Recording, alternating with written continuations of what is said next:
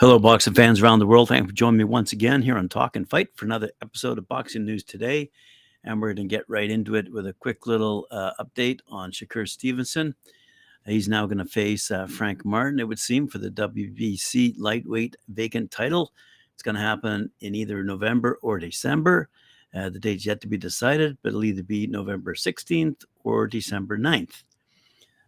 Stevenson, as we all know, will attempt to nullify Martin's huge power by focusing on his defense because he knows he can't stand in front of him like he did his last opponent, Juichiro Yoshino.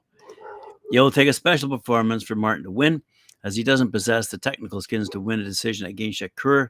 Martin must get close enough to land his power and not allow Stevenson to keep it on the outside. Undefeated Shakur, he's 20-0. 10 knockouts, his fight in his third weight class since turning professional in 2017. He's not faced a killer, the Ghost Martin, 18-0, who has the skills, power, and a seek and destroy style. So Frank will be loading up with every shot, knowing he has the best chance of winning to reduce the defensive mind of Shakur to rubble. Martin is one of those types of fighters who can stop his opponents at any point in the fight, and it'll be like a live hand grenade ready to destroy Shakur if he can land his huge shots. So the keys to winning, says Martin Camp: body shots, fast pace, don't allow Shakur to hit and run, jabs, and attack non-stop. So, Zab Judah weighed in. Shakur might be a little bit more of a handful. I'm not saying that Frank don't got it. I'm not saying that. Nope. Martin had been previously figuring out the high skill Dartam Harmutian in his last fight last July. In latter rounds, Martin went down after Harmutian punching holes through him with body shots, breaking him down. If Martin fights like that against Shakur, he can win and possibly knock him out. So good battle shaping up there. Speaking of unbeaten, WA is unbeaten, number 14 ranked lightweight Chann Thonson, 15-0, 12 knockouts, scored a third round referee stoppage win over Mikaela Mayer, 9-6-1. That was on Tuesday night in Texas Troubadour in Nashville.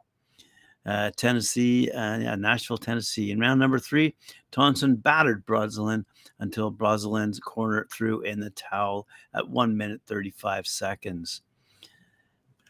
Now, speaking of champs, Britain's two-weight world champion Natasha Jonas and American star Mikaela Mayer have verbally agreed to a fight. Mayer moved up in weight and won a comfortable points decision against former European champ Sylvia Berthaud on the undercard of the Liam Smith Chris Eubank Jr. number 2 card on Saturday night back in Manchester. Jonas was watching from ringside as part of Sky Sports team of experts, and Mayer welcomed the opportunity to face the Liverpudlian, who has won world titles at super welterweight and welterweight. I'm ready for that fight against Natasha Jonas, said Mayer. I've been preparing my body to go up. It's a big jump going from 130 to 147 pounds.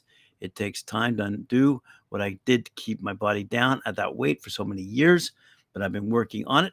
I'm prepared to go to 147 pounds, and I'm prepared to take on Natasha Jonas right away. She's definitely the one I want next. From what I hear, she's game, and she wants it too.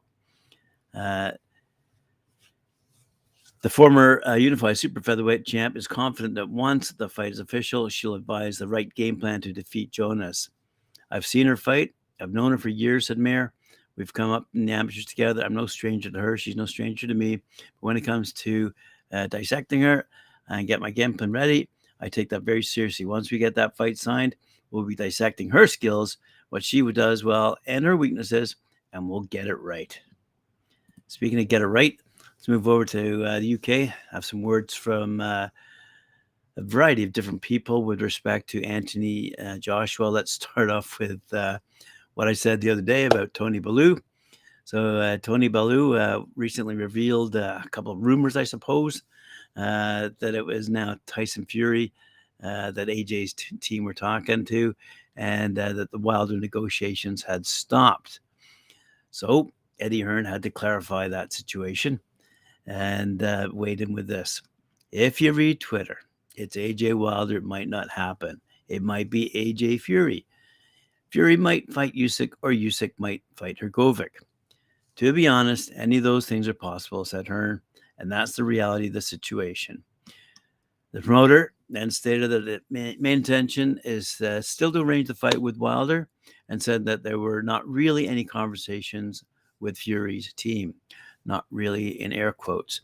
Our fight with Wilder hasn't changed in the last 3 or 4 days since we sat down. Are there conversations about Fury AJ? Not really. Would Saudi be interested? Yeah, I think so. From my position, we just want to try and nail the Wilder fight. The Wilder fight is one we've been talking about for a few months, and we want to try and progress it. Okay. Tony Bellew, however, did not stop. The former cruiserweight champ explained why Anthony Joshua reminds him so much of boxing great Lennox Lewis. Lennox Lewis, who we've talked about quite often here on Talkin Fight, with respect to his winning a Canadian gold at the Olympics. Anyway, before he went on to fight in the UK as a professional, let's see. Lewis, said Tony. Lewis had a glittering career and is widely recognized as one of the greatest heavyweights, indeed, of all time. And after Joshua's recent win over Robert Helenius, Bellew thinks the heavyweight pair have similarities in how they break down opponents. He said, if you can break someone down systematically and punish them and brutalize them and then finish them off, and they're absolutely on the edge, then I do that every time. Lennox Lewis was a master of that. If you want to compare him to compare him to Lennox, which Joshua absolutely will hate, by the way, but when Lennox was first on the scene, he was a wrecking machine. He was flying through fighters. The setback came with the Oliver McCall fight, and then he went to Emmanuel Stewart, and he changed his style and started to break fighters down by using a jab to such great effect. He was the greatest coach ever, in my opinion, but that used to send him insane. It used to intimidate him, infuriate him. When Lennox was in training camp, he used to play chess all the time, and Emmanuel Stewart hated that. But a boxing match is chess. You've got to be 3, 4, 5 moves ahead. And to conclude our show, I will speak about a few moves in the works for Mahmoud Charr. He's not interested in fighting Anthony Joshua, but he says, I will beat Jarrell Miller and move on to Tyson Fury.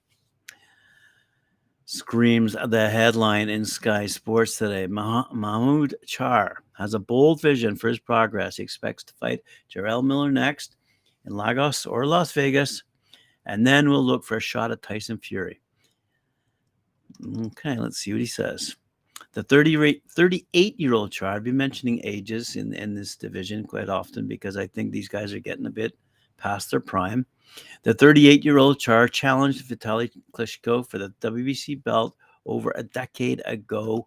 Although Miller failed drug tests for fights with Anthony Joshua and Jerry Forrest that subsequently were canceled, he returned to action last year and most recently beat Lucas Brown over in Dubai. Charr expects to fight him next in Lagos in Nigeria, though he says that locations could still be changed to Las Vegas. I will beat Miller and want to move on to Tyson Fury, he said. Fury and me, it'll be the best fight right now in heavyweight entertainment. And I'm always looking to fight the best, and that is Fury right now. Charr claimed he wouldn't even want to fight Anthony Joshua. Many people tell me to fight Anthony Joshua. After that, really, I'm not interested in fighting him. I want legacy. If I want to be the best, I need to beat the best. Tyson Fury is my focus, nothing else. I know AJ is money, but money doesn't attract me. Legacy is the goal.